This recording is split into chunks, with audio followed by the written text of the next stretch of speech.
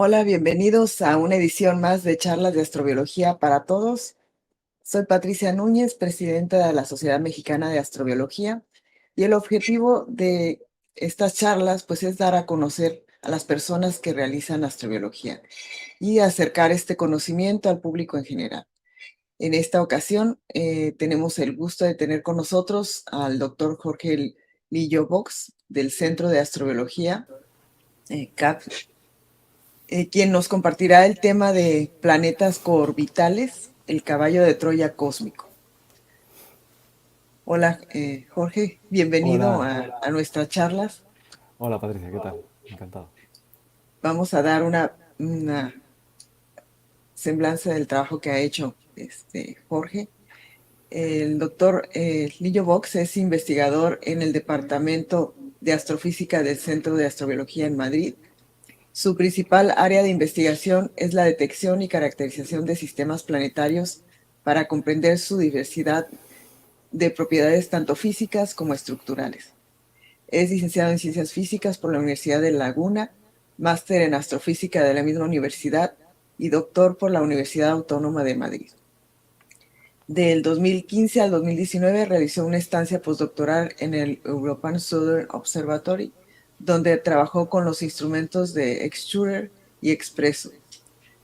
Desde el 2019 es postdoc del Centro de Astrobiología, donde ha recibido diferentes becas y contratos, siendo la más reciente la beca Ramón y Cajal. Su principal actividad se centra en la obtención y análisis de datos de velocidad radial y curvas de luz de alta precisión para detectar y caracterizar sistemas planetarios con propiedades diferentes. En la actualidad dirige el grupo de investigación Remote Worlds Lab, en el que se centra en los proyectos de TROY para la detección de los primeros planetas coorbitales y el experimento COBE para la detección de planetas rocosos en la zona de habitabilidad de estrellas de tipo K tardío. Y bueno, también realiza divulgación en su canal de YouTube que se llama Mundos Lejanos. Bueno, bienvenido Muchas gracias, Patricia. y nos da gusto que esté con nosotros, compartiendo este conocimiento de tu Igualmente, investigación. por supuesto. Claro que sí. Si gustas subir Claro, la voy presentación. a compartir la pantalla.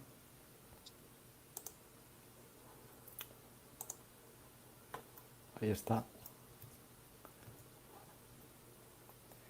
Eh, vale, pues entiendo que la estáis viendo bien la pantalla y me escucháis bien. Y si es así, pues comienzo la charla. Eh, bueno, en primer lugar, muchísimas gracias a la Sociedad Mexicana de Astrobiología por invitarme a dar esta charla en este foro tan interesante que es Astrobiología para Todos, que casa muy bien con lo que hago yo y con el aspecto también divulgativo que me gusta darle a la ciencia y al trabajo que hago. Como ha dicho Patricia ya, soy Jorge Lillo Box, soy investigador Ramón y Cajal en el Centro de Astrobiología en Madrid y dirijo el grupo de Mundos Lejanos aquí, del que voy a hablar ahora brevemente. Trabajo en el Departamento de Astrofísica del Centro de Astrobiología y hoy vengo a hablaros de un tipo de planetas que, aunque muchos de vosotros vengáis del mundo académico, otros quizá no, pero de este tipo de planetas probablemente no hayáis oído hablar mucho, ni siquiera aunque vengáis del propio mundo de la astrofísica, ¿no? Entonces, bueno, voy a dar una charla muy divulgativa, la he querido hacer divulgativa para todos los públicos, para que no se me vaya yendo la gente a lo largo de la charla. Y bueno, comenzamos entonces. Bueno, como decía, dirijo el laboratorio de Mundos Lejanos. En este grupo de investigación que tenemos aquí en el Centro de Astrobiología, estamos liderando varios proyectos de investigación. Aquí muestro 5 de ellos. Son el proyecto COBI, el experimento COBI, perdón, el proyecto TROY, el proyecto PIGS, Planets in Giants, que se dedica a la búsqueda de planetas alrededor de estrellas gigantes, estrellas ya más en la fase más evolucionada. el MAISA Enterprise, que es un proyecto más astrobiológico en el que pretendemos entender cómo la vida en la Tierra podría sobrevivir en otros ambientes, y el proyecto EXO-8, que trata sobre inteligencia artificial aplicada a la detección de exoplanetas.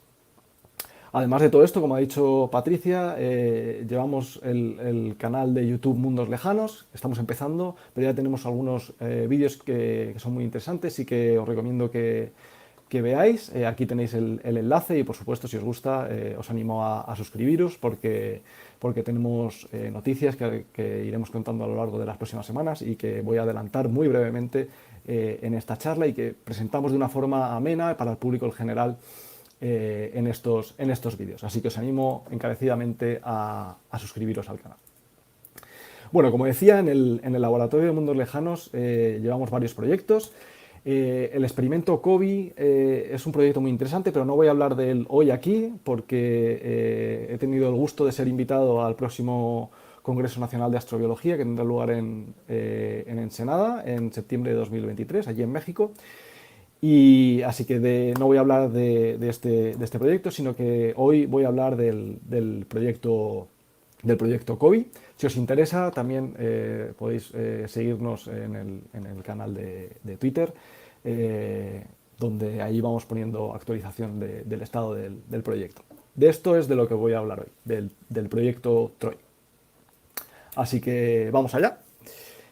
Si vamos a hablar de exoplanetas coorbitales, puesto que es un concepto que puede ser y va a ser novedoso para muchos de vosotros, lo primero que tenemos que preguntarnos, obviamente, es qué es un planeta u objeto coorbital. Y como se dice aquí en España, para muestra lo mejor es un botón, ¿no? Es poner ejemplos. Los planetas coorbitales son objetos que se encuentran coorbitando con un planeta. Es decir, que se encuentran situados exactamente en la misma órbita que un planeta y que orbitan alrededor de su estrella exactamente a la misma distancia que su planeta. En el caso del Sistema Solar tenemos muchos ejemplos. Aquí os pongo el caso de Júpiter. Aquí tenemos los 4 planetas rocosos, el cinturón de asteroides, y tenemos aquí a Júpiter, que en estas 2 regiones vemos que tiene numerosos objetos. En concreto tiene más de 100.000 objetos en la región esta, que se llama L4, y alrededor de 100.000 objetos también en L5. Estos son objetos coorbitales o troyanos. Esto es lo que llamamos troyanos. Y a esto es a lo que me voy a referir a lo largo de la charla. Ya en el primer ejemplo vemos que en el Sistema Solar tenemos este tipo de objetos. ¿Cómo de grandes son estos objetos? Pues el mayor troyano que conocemos es 624 Héctor, que tiene esta forma como de cacahuete, con unos 370 kilómetros de longitud y unos 195 kilómetros de anchura, que además tiene una pequeña luna. Y como veis, a pesar de ser el troyano de mayor tamaño que tenemos en el Sistema Solar, realmente es un objeto relativamente pequeño. Si lo comparamos con las distancias aquí en la Tierra, por ejemplo, lo he puesto en escala con México, vemos que tiene un tamaño similar a la distancia que hay entre DF y Aguascalientes, más o menos, esos 370 kilómetros de distancia. O sea que es un objeto relativamente pequeño. Sin embargo, estos objetos son tan interesantes que hasta la NASA ha enviado ya una misión llamada Lucy para visitar los troyanos de Júpiter. Esta misión va a visitar los puntos L4 y L5, que ahora mencionaré lo que son, para visitar 6 de estos objetos de tamaños kilométricos. Lo va a hacer acercándose mucho a estos objetos para analizar su composición, su forma, su tamaño, etc.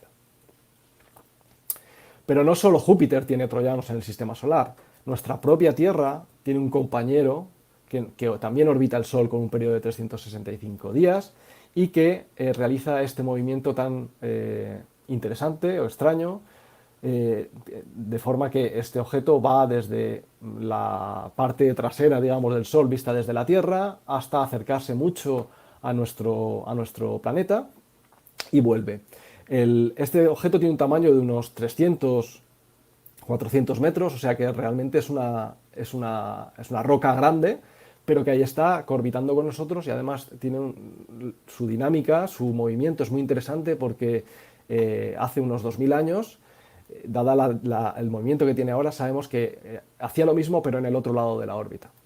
Así que ya vamos viendo un poco que estos objetos son interesantes porque nos dan mucha información también sobre la historia del sistema planetario. Y voy a poner más ejemplos un poquito más adelante.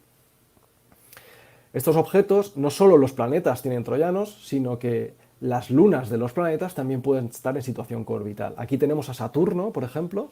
Esta es una simulación, pero aquí tendríamos a Saturno y dos de sus lunas ocupan exactamente la misma órbita. Son Janus y Epimetheus, que se encuentran coorbitando en exactamente la misma órbita, solo que en este caso, en vez de moverse como los anteriores, en este caso se mueven en una órbita de tipo herradura, que más adelante también explicaré lo que es, pero que básicamente aquí veis que es un movimiento que va desde un lado de la órbita hasta el otro. Bien, ya hemos visto lo que son, pero entonces, ¿cómo se puede producir este fenómeno? ¿Cómo se pueden atrapar estos dos objetos en la misma órbita sin que se salgan del sistema o sin que se produzcan inestabilidades que los hagan chocar? Pues vamos a verlo. Para ello me voy a ayudar primero de este vídeo del Departamento de Física de la Universidad Católica de Chile, en el que el profesor usa una tela, simplemente un experimento que podéis hacer más o menos en casa, una tela y una bola pesada de petanca, por ejemplo, para simular lo que es el campo gravitatorio y cómo una estrella o un objeto pesado dobla el espacio, el espacio-tiempo, ¿no? Entonces, en este caso, el espacio en concreto, que sería la tela, y la bola estaría imitando a lo que sería la fuerza gravitatoria de una estrella. Como vemos, al tirar diferentes canicas, estas van orbitando alrededor de la bola, simplemente porque la bola grande, que imita la estrella, ha doblado el espacio-tiempo, y entonces los planetas, o en este caso las canicas, caen o circundan a la estrella. Si nos fijamos si ahora tenemos una estrella, una sola estrella, el campo gravitatorio de que estamos hablando tendría esta forma, a vista de pájaro. En realidad lo que estamos viendo es cuanto más verde, más profundo más fuerte es la atracción gravitatoria de la estrella. Si lo vemos en una visión de 3D, lo que tenemos es un pozo de potencial gravitatorio generado por esta estrella. Esto ocurre cuando solo tenemos un objeto. ¿Qué es lo que ocurre si añadimos un segundo objeto?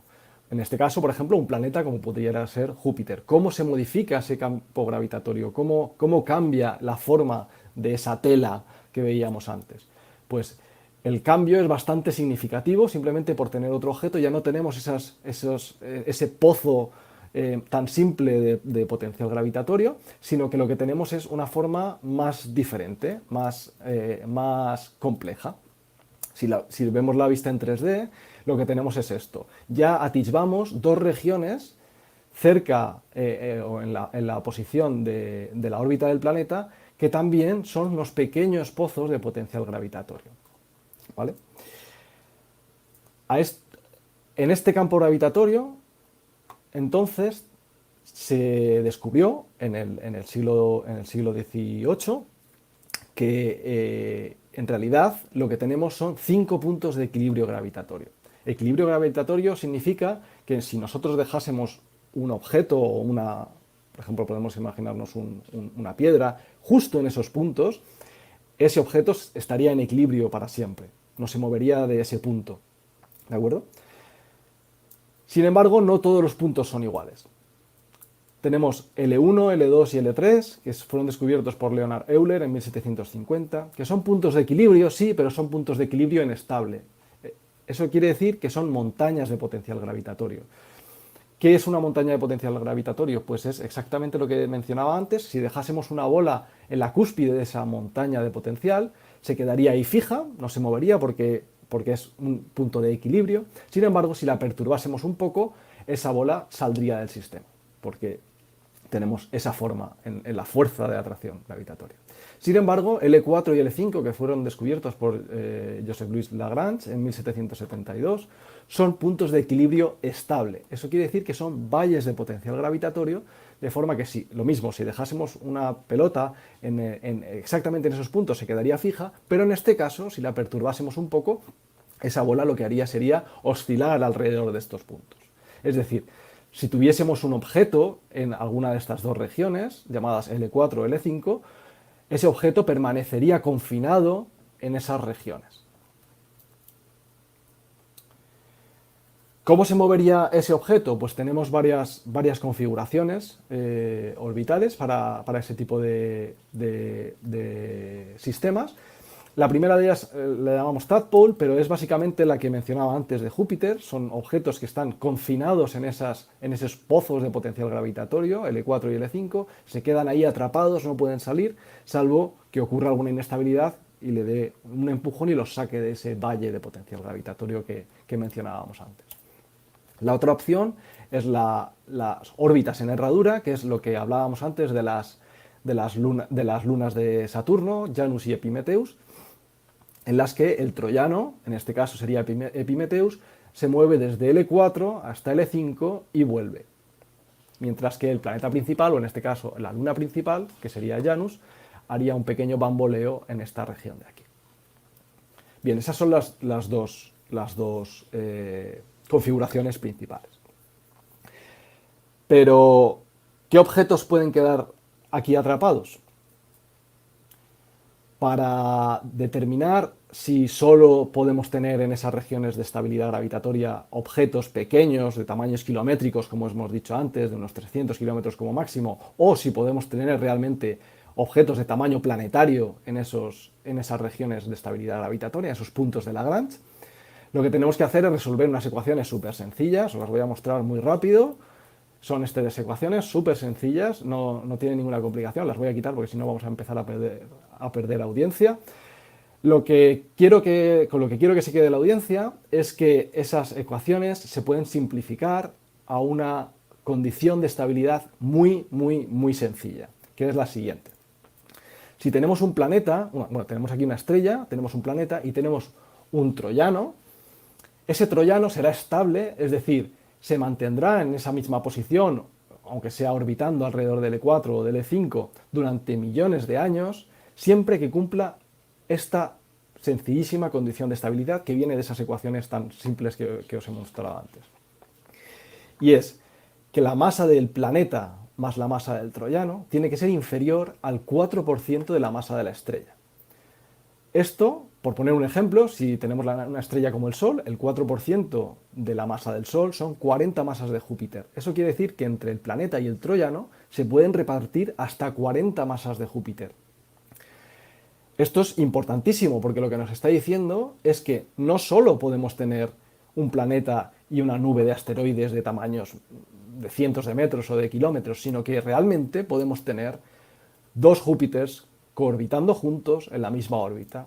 Podemos tener un Júpiter con una Tierra, podemos tener dos Tierras y básicamente podemos tener cualquier configuración planetaria que se nos ocurra, porque prácticamente siempre vamos a cumplir esta condición de estabilidad.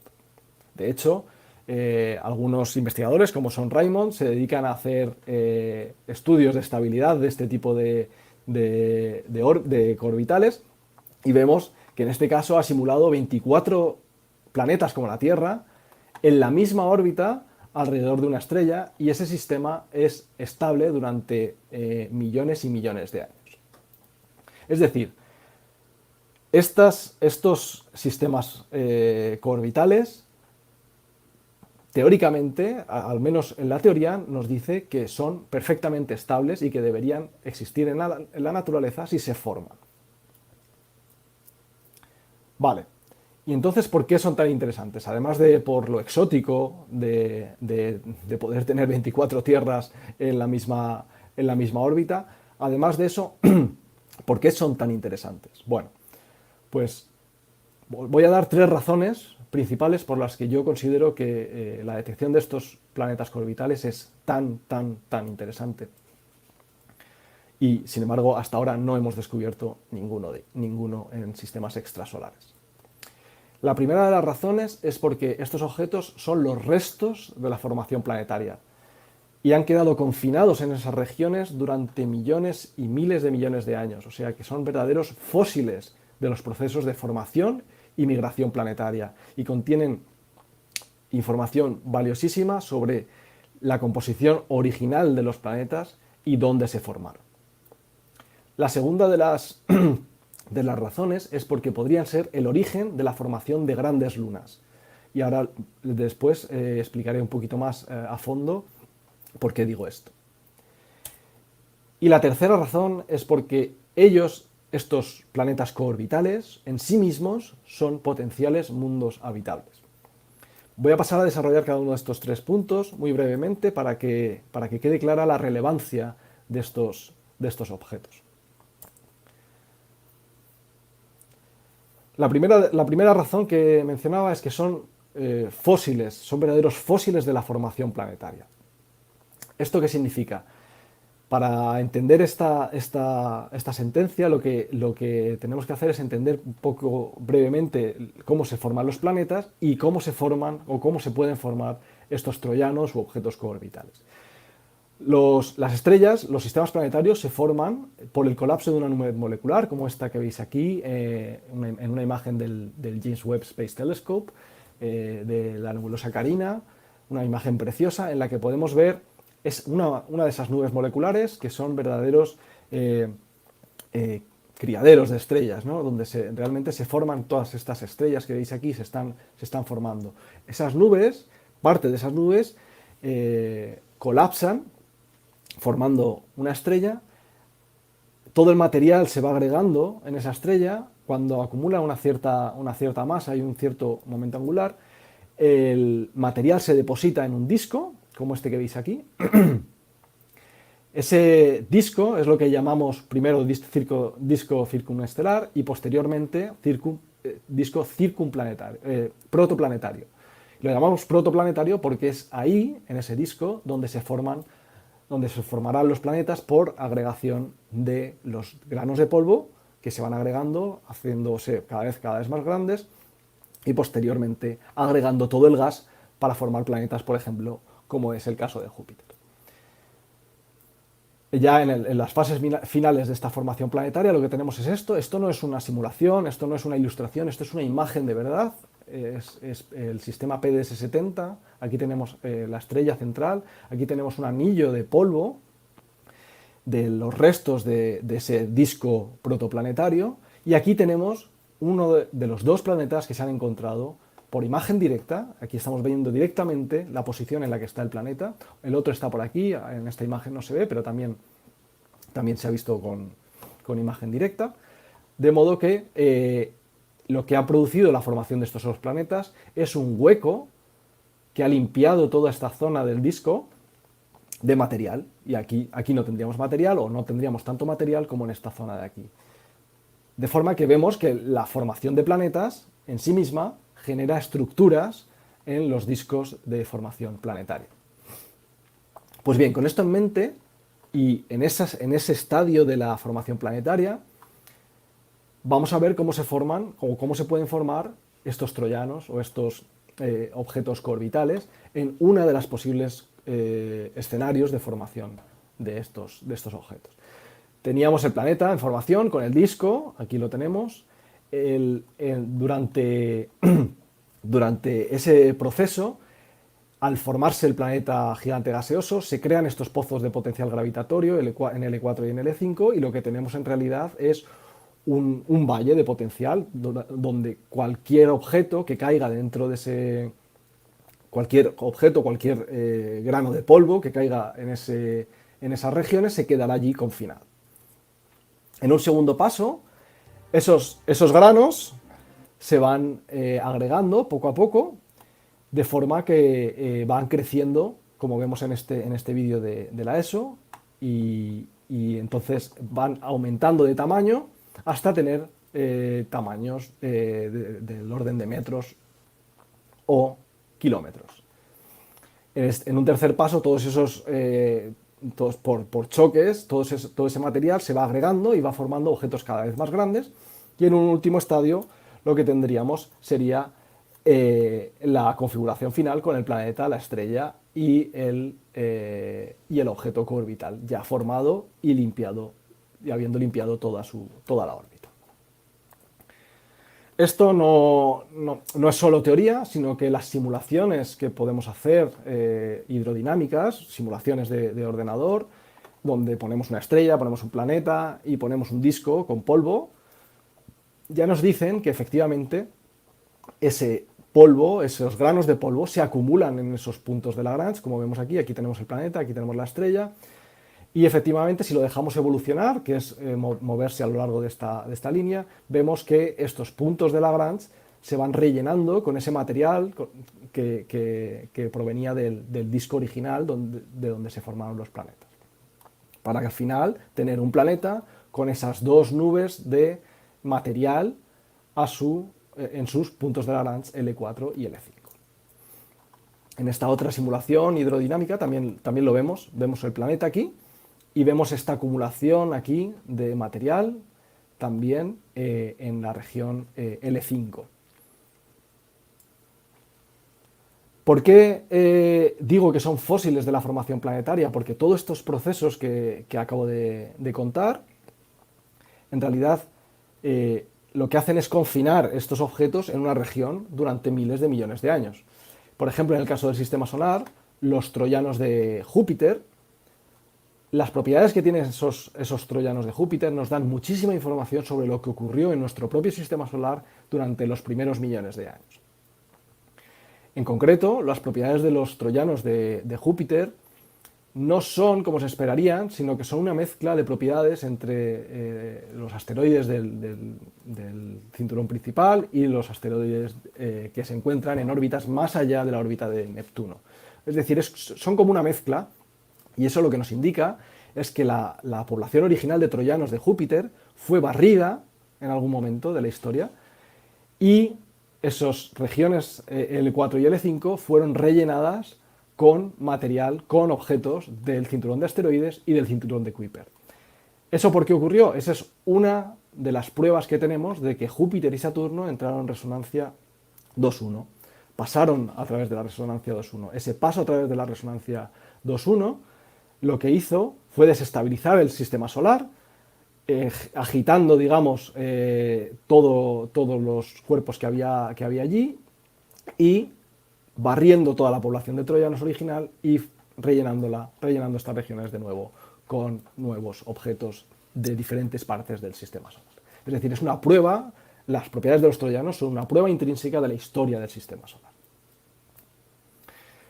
El segundo de los aspectos por los que creo que los troyanos son interesantes es porque podrían ser el origen de la formación de grandes lunas. Y esto es muy interesante porque afecta directamente a nuestro propio planeta, a nuestro sistema Tierra-Luna. ¿Cómo se formó la Luna? La Luna, nuestra Luna, es demasiado grande, realmente. El tamaño de la Luna es alrededor de un cuarto, un 25% del tamaño de la Tierra. Eso es gigante. La Luna más grande que tenemos en el sistema solar es Ganímedes, pero si la comparamos con su planeta es absolutamente pequeña. Sin embargo, la Luna, que es el quinto satélite natural más grande del sistema solar, tiene un tamaño que podría ser del orden de su planeta principal, que somos nosotros, que es la Tierra. ¿Cómo se pudo formar una luna tan grande? No somos capaces de formar una luna tan grande solo con los mecanismos que tenemos para formar las decenas de lunas que hay en Júpiter. Para formar esta luna tan grande necesitamos otro mecanismo distinto, y el mecanismo que hay más aceptado hasta ahora es el mecanismo del gran impacto.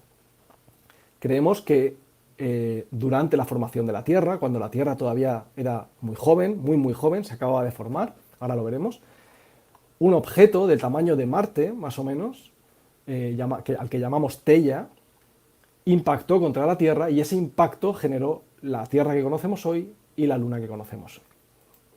Vamos a ahondar un poquito más en los tiempos de cuándo ocurrió esto. Aquí os pongo dos líneas temporales. Aquí la primera de ellas es la del sistema solar, con la formación del Sol y del sistema solar, digamos en el tiempo cero. La muerte del Sol será 9.000 millones de años después de que se haya formado. Hoy estamos justo en la mitad, más o menos, 4.500 millones, han pasado 4.500 millones de años desde que se formó el Sol y el Sistema Solar.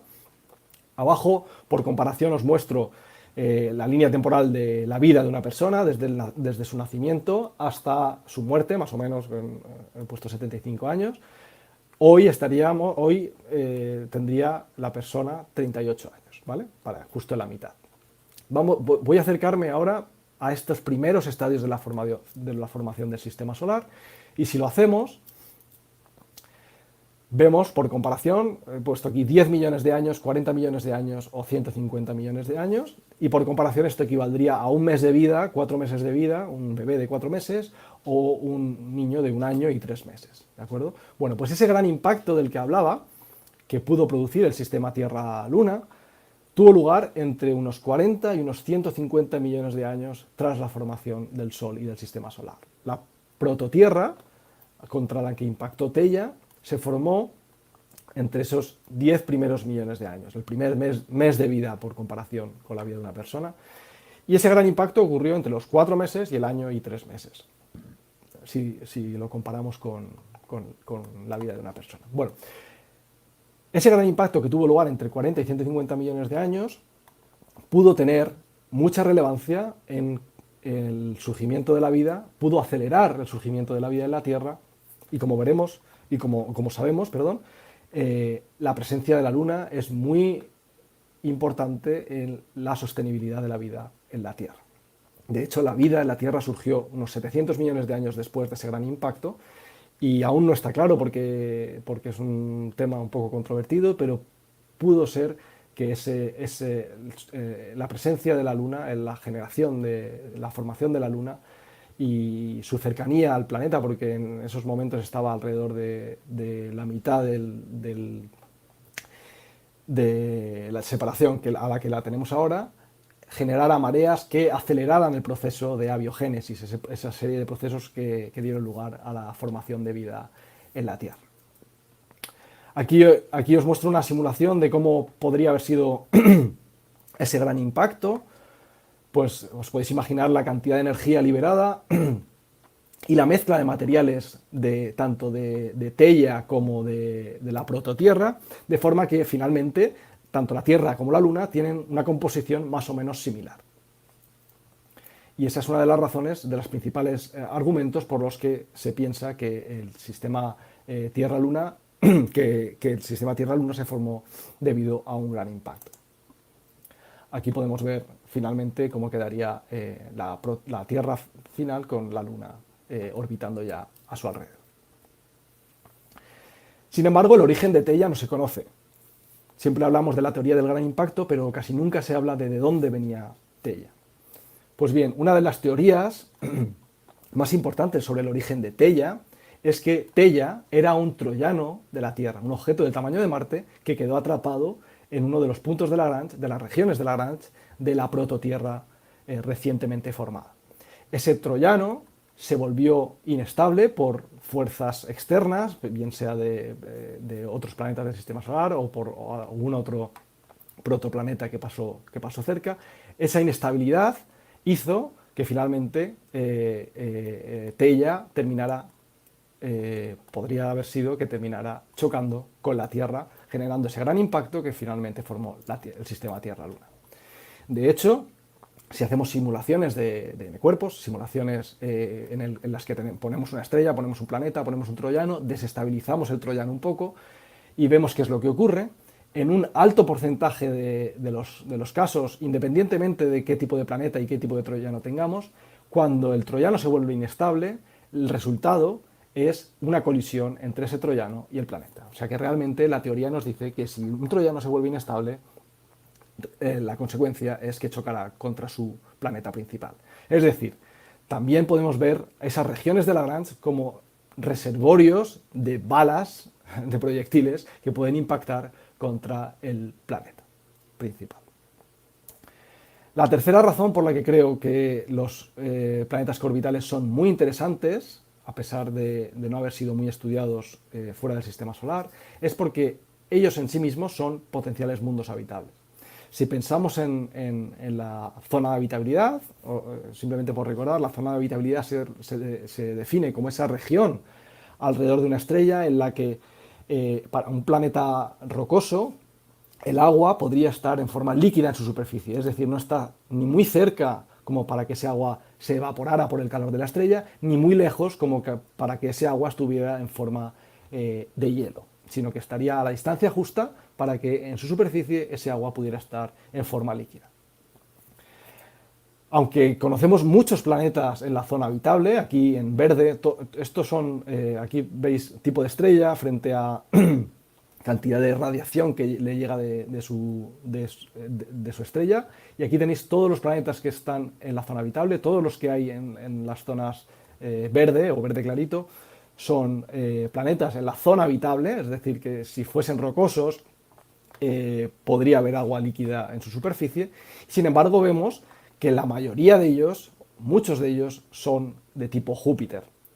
Es decir, son gigantes gaseosos en los que obviamente no tienen una superficie como para que exista agua líquida allí. Con lo cual, ellos en sí mismos no nos valen como planetas habitables por mucho que estén en la zona de habitabilidad. Sin embargo, si esos planetas gaseosos tienen un troyano, un planeta coorbital de tamaño de la Tierra, que hemos visto que es posible, de acuerdo con la teoría, ese troyano sí podría ser habitable porque realmente estaría en la zona de habitabilidad. ¿Cómo le afectaría el hecho de que ese troyano se mueve, libra alrededor del punto de Lagrange? No le afecta prácticamente, y esa estabilidad, esa habitabilidad realmente se mantiene a pesar de ese movimiento que tiene dentro de la propia órbita. Así que hemos visto que los coorbitales, los troyanos, se pueden formar troyanos de tamaño planetario, son muy interesantes porque son fósiles de la formación planetaria, pueden ser potencialmente habitables y pueden ser los precursores de grandes lunas, como en el caso de la Tierra-Luna, pero la pregunta es, ¿existen de verdad más allá del sistema solar? Para responder a esta pregunta, os voy a contar un poco los dos métodos principales que estamos usando para la detección de coorbitales en exoplanetas, es decir, en planetas que están orbitando otras estrellas. Sabemos que en el sistema solar no hay troyanos de tamaño planetario, ya hemos visto que el más grande que tenemos es 624 Héctor, que tiene un tamaño de unos 300-400 kilómetros, pero realmente lo que nos interesa saber es si en otros sistemas exoplanetarios podemos tener un planeta con un troyano de tamaño planetario también. El primero de los métodos del que os voy a hablar es bien conocido, es el método de los tránsitos, en el que, pues en este caso, tenemos un planeta que está pasando por delante de la estrella. Nosotros esta imagen no la vemos, obviamente lo único que vemos es que de repente la estrella se apaga un poco, baja su brillo y luego vuelve a subir. Esto es simplemente porque el planeta está ocultando parte de la luz que nos llega de la estrella, por lo tanto la vemos brillar menos. De ahí, de ese tránsito, esto es lo que llamamos un tránsito, de ese tránsito, de cómo de profundo sea, podemos inferir el tamaño del objeto que está transitando, el tamaño de ese planeta. Cuanto más grande sea, más luz tapará, con lo tanto más profundo será ese tránsito. Además de la duración de ese tránsito, podemos inferir cómo de grande es la región que está transitando, qué inclinación orbital tiene o qué periodo orbital tiene ese planeta. Esto en el caso de un planeta. ¿Qué ocurre si tenemos un planeta con un troyano, por ejemplo en este caso en L5? Pues lo que ocurre es que obviamente si el planeta transita, el troyano, cuando el planeta se mueva, y lo tengamos aquí, el troyano también transitará. Al ser más pequeño, en este caso, el tránsito también será más pequeño, y esto obviamente es un reto, porque detectar tránsitos de planetas como Marte, por ejemplo, es muy complejo. Pero es que además hemos visto que este troyano se puede mover a lo largo de la región de Lagrange, en lo que llamamos una libración, se puede librar alrededor de la región de Lagrange, con lo cual el tránsito no ocurrirá siempre en el mismo momento. Aquí vemos que aquí ocurre el tránsito, en la siguiente órbita ocurre un poquito más tarde, en la siguiente un poquito más tarde, luego un poquito más pronto, porque se va moviendo, se va desplazando y luego va volviendo, va oscilando alrededor de ese punto de Lagrange. De forma que va siguiendo un camino, ese tránsito va siguiendo un camino en este diagrama. Obviamente, ojalá tuviésemos datos como estos, pero realmente lo que tenemos es esto, es ruido. y aunque el camino sigue estando ahí, es muy difícil y muy complicado verlo. Sin embargo, gracias a misiones como la misión Kepler, de la que pongo aquí el lanzamiento, eh, tenemos precisión suficiente como para empezar a detectar planetas de tamaño subterrestre, es decir, más pequeños que la Tierra. Bien, pues eso es lo que primeramente hicieron algunos autores, como Jansson en 2013, estudió 2.244 planetas candidatos de esta misión, de la misión Kepler, pero no pudo encontrar nada, lamentablemente. Solo vio algunas características interesantes, pero que no podían ser atribuidas a planetas troyanos. Sin embargo, nosotros hemos vuelto a reanalizar todos los datos de Kepler, de nuevo, de la misión Kepler, y hemos visto que haciendo un tratamiento distinto de los datos, realmente encontramos bastantes candidatos a planetas troyanos. Aquí vemos un posible tránsito de un planeta que tendría el tamaño más o menos de Marte.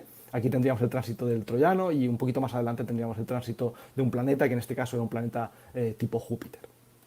Este es un artículo que tenemos en preparación. Aquí tenemos otro caso, el de Kepler 91b, donde vemos un posible tránsito. Aquí el tránsito del planeta lo tendríamos aquí, no se ve, está cortado, es mucho más profundo, pero donde la posición del E5, justo aquí, vemos que la luz de la estrella también baja. También baja cuando el troyano pasa por detrás de la estrella, lo cual, por otro lado, también es esperable si ese troyano es relativamente grande. Este es otro caso, otro candidato que tenemos también con el proyecto TROY, donde gracias a la misión TESS y a los instrumentos de Speculus que se encuentran en Chile, en Paranal, hemos detectado también un posible tránsito, en este caso en L4, que sería este de aquí, con dos instrumentos distintos, y ahora lo estamos observando con la misión KEOPS de la Agencia Espacial Europea. ¿Qué ocurre si tenemos una nube de troyanos en vez de un objeto compacto?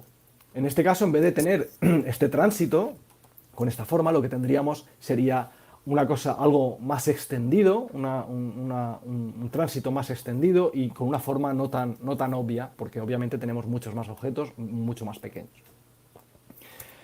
Pues bien, analizando todos los datos, juntando todos los datos de Kepler, Hipke y Angerhausen en 2015, estos autores juntaron todas las curvas de todos los datos que teníamos de Kepler juntos, de todos los planetas candidatos de Kepler, para tener una precisión muy buena en esa curva de luz, y vieron que en las zonas de L4 y L5, que aquí se hace un zoom, realmente veían esa forma que decíamos antes, que debería tener un tránsito de una nube de coorbitales. La profundidad lo que nos dice esto es que de media todos los planetas tienen un troyano, o al menos una nube de troyanos, cuyo tamaño equivalente es similar al tamaño de Plutón. Esto es muy interesante porque nos da, fue una primera evidencia, una primera idea de que estos troyanos en sistemas exoplanetarios realmente podrían existir. En el futuro tendremos la misión Plato, que nos ayudará enormemente, también de la Agencia Espacial Europea, que nos ayudará enormemente para descubrir por primera vez estos exotroyanos. El segundo método, y lo último que os quiero contar hoy, es el método de imagen directa. Gracias a instrumentos que tenemos en observatorios como el Observatorio de Paranal, en Chile, hemos podido obtener imagen directa de sistemas planetarios. En este caso vemos 4 planetas que además los vemos moverse alrededor de su estrella. Son muy pocos los casos en los que podemos estudiar esto, en los que podemos hacer esto, porque la estrella tenemos que taparla y obviamente el sistema tiene que estar muy cerca para poder ver esos planetas y aún más moverse. Esto lo podemos hacer también en otro rango del espectro electromagnético, que es las ondas de radio, y para ello podemos utilizar ALMA. Gracias a ALMA hemos podido ver discos protoplanetarios de los que hablábamos antes. Esto es real, estos son datos reales, donde vemos huecos en los que se hipotetiza que puede estar formándose planetas. Y no solo hemos detectado esos huecos, sino que hemos detectado también se han detectado otro tipo de estructuras como espirales, pero también estructuras curiosas como esta de aquí en la que quiero centrarme ahora.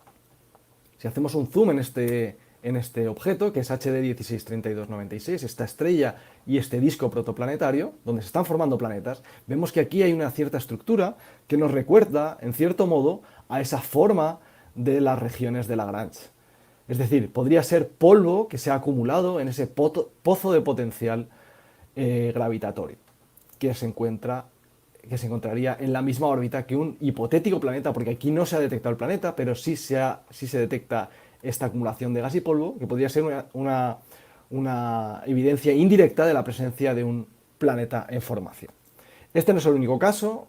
Otro caso es LKCA15, en el que el año pasado se publicó la existencia de este arco que veis aquí, aunque es muy débil, pero se puede ver, y aquí hay una aglomeración también de gas y polvo. Si le quitamos el disco, lo vemos un poquito mejor.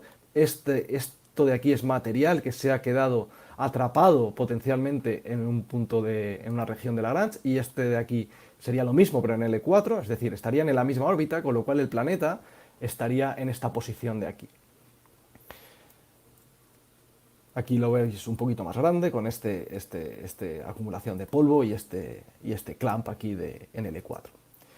Aquí veis la imagen del pre-release de la ESO, donde se vería esta nube de polvo acumulado en el punto de Lagrange L5 y esta de aquí en L4, de lo que sería el planeta de LKCA15b. Sin embargo, este planeta no se ve. Igual que en los otros casos anteriores, no se ha detectado este planeta en ningún momento. Es decir, hemos detectado acumulaciones de gas y de polvo, pero no sabemos si están asociadas realmente a un planeta, con lo cual no se ha podido confirmar que esas nubes de gas y polvo sean realmente troyanos o objetos coorbitales que están coorbitando con un planeta.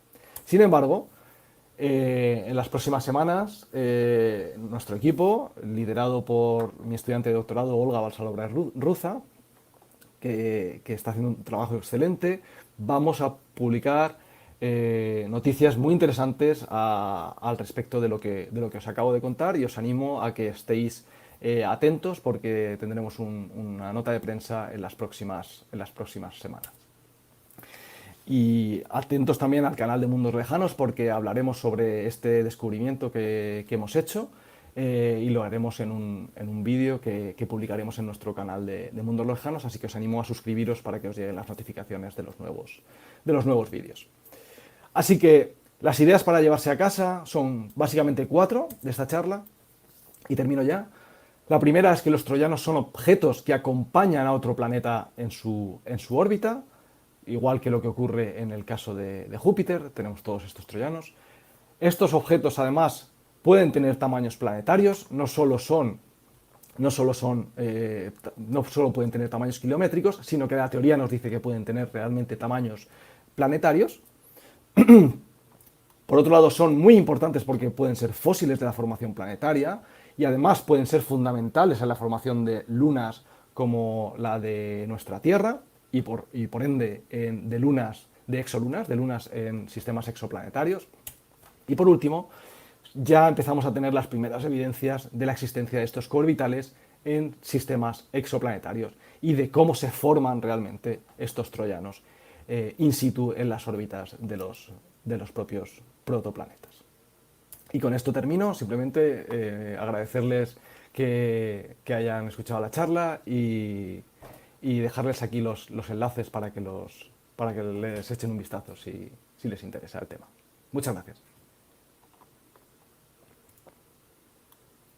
Quedo a su disposición para cualquier pregunta, claro.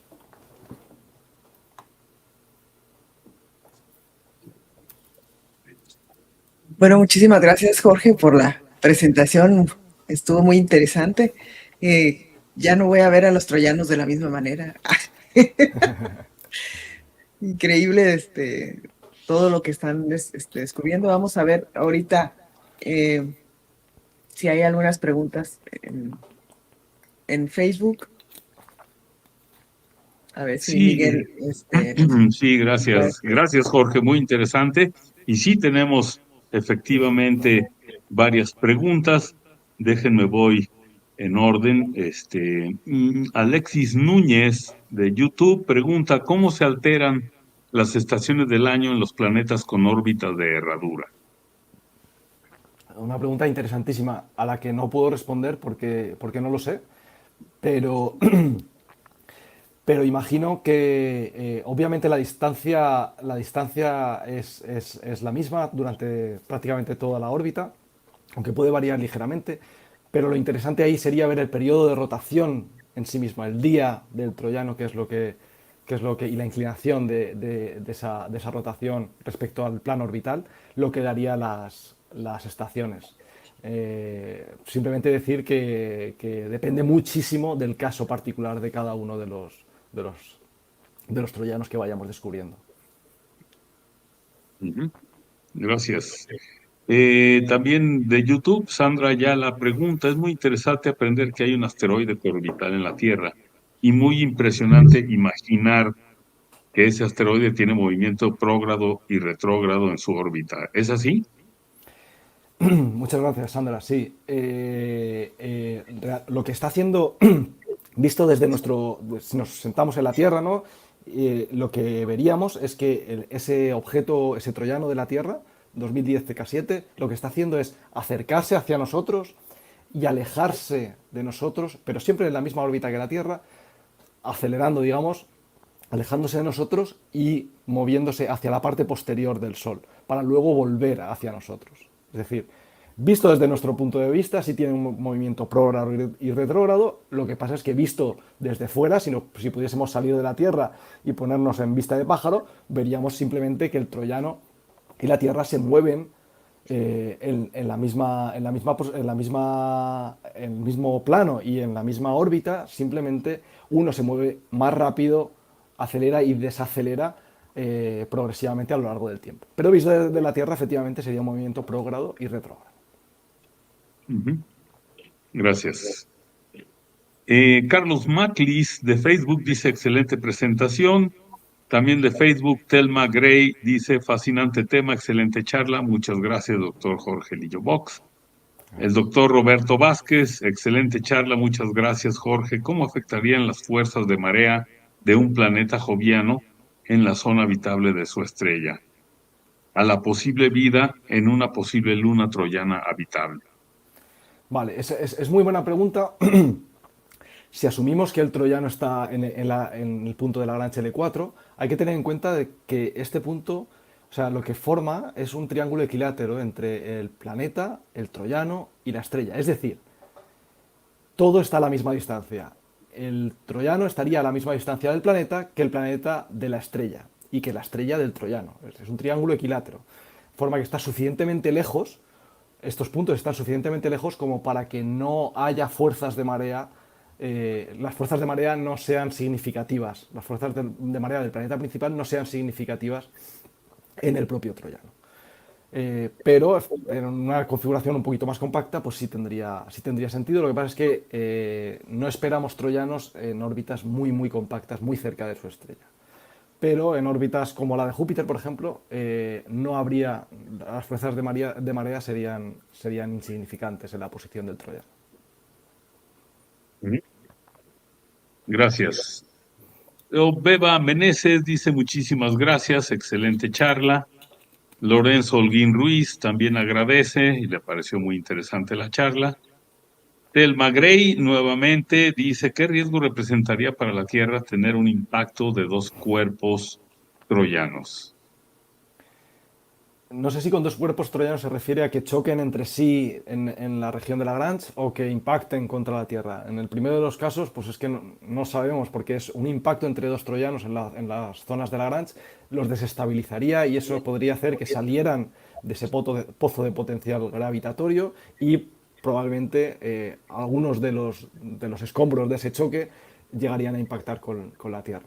En el caso de un impacto directo de un troyano porque se vuelva inestable contra la Tierra, dependería del tamaño, obviamente, pero pues es como en el caso de los meteoritos, cualquier cosa que sea de más de 10-100 metros, pues puede ser altamente destructivo. Exacto. Ojalá que eso no suceda. Ojalá que no ocurra. Bien, Lorenzo Holguín dice, hay un segundo troyano de la Tierra, el 2020 Sí. XL5, ¿le pasa lo mismo que al primero? Pregunta. Y que cambia su posición con respecto a la Tierra. No tengo los datos de la órbita de este segundo troyano. Se conocen, hay otros candidatos, además de este hay otros candidatos, pero que no han sido posible confirmarlos porque realmente son objetos muy pequeños que los puntos de Lagrange hay que tener en cuenta que vistos desde la Tierra se ven de día, con lo cual es todavía más complicado detectarlos, hay que salir fuera para verlos y aún así hay que apuntar a una zona que está más o menos cerca de donde estaría el Sol, digamos. O sea que es difícil, es complicado detectar nuestros propios troyanos y los que conocemos son muy pequeños. Pero en concreto la órbita de este no sabría decirte cómo es, qué tipo de órbita es. Lo siento. Gracias. No percibo más preguntas ni en Facebook ni en YouTube. Si hay alguien que se anima a preguntar, pueden hacerlo, mientras no sé si pueda yo plasmar un par de preguntas. Bueno, un comentario más que nada y también una pregunta. El comentario es que alguna vez estaba yo estudiando un disco de escombros, un disco de debris de alguna estrella muy cercana, Epsilon Eridani en concreto, y me pareció ver ahí algunas inhomogeneidades en el disco que pues estaba yo por gritar eureka porque dije, estamos aquí viendo la concentración de polvo por efecto de, bueno, que por efecto de troyanos que están impactando, ¿no? Pero impactándose en esta cascada colisional. Desafortunadamente las barras de error de la emisión pues no nos permitieron argumentar a favor de esa posibilidad y confío en que pronto podemos hacer algo de eso, ¿no? Eso es el comentario. Perdón, ¿sí vas a decir algo? Sí, no, Epsilon Eridani es un sistema interesantísimo, además, o sea que sí, seguramente dará que hablar en este campo en el futuro, cuando efectivamente las barras de error que tengamos puedan ser más pequeñas. Sí. Exacto. Y la pregunta es, cuando tienes tú, cuando ves un tránsito, esos tránsitos pues varían muchísimo en profundidad, como ya bien dijiste, depende de la distancia de la estrella al planeta y una serie de las dimensiones del planeta, etcétera. Pero no me quedó claro de qué dimensiones son los tránsitos cuando pasan, por ejemplo, estas nubes quizás de asteroides troyanos o pequeños planetitas. Alcancé a ver que decía partes por millón, pero Sí. no me quedó claro como cuántas partes estamos hablando. En el caso del estudio este que hicieron Hipke y Angerhausen en 2015, la combinación de todas las curvas de luz de Kepler daba esa pequeña profundidad que correspondería a una nube de objetos. La profundidad era como de 2 partes por millón. En ese caso, 2 partes por millón equivalen más o menos a unos 1000 kilómetros de sección eficaz. Es decir, si sumamos todos los tamaños de todos los objetos que habría en esa nube, serían unos 1000 kilómetros de tamaño. Pero son 2 partes por millón. La precisión de Kepler en un objeto era de unas 20-30 partes por millón. Eso implica que sería capaz, siempre pongo el mismo ejemplo, pero sería capaz de ver una mosca en una ventana del Empire State desde kilómetros y kilómetros de distancia. O sea que el avance tecnológico con Kepler fue enorme y vamos a tener una precisión similar gracias a Plato, a una misión de la Agencia Espacial Europea que se lanzará en 2026-27 y que nos ayudará de nuevo, nos pondrá otro instrumento más moderno y con una capacidad similar o mejor que Kepler para detectar este tipo de objetos. O sea Ujú. que Ok, sí, pueden ser cosas muy pequeñas, pero tenemos la tecnología para detectarlas. ok, perfecto, muchas gracias, sí, extremadamente débiles. Patti, ¿quisiera hacer alguna pregunta tú? Bueno, ya hay varias que las tenía y ya me las ha ido contestando.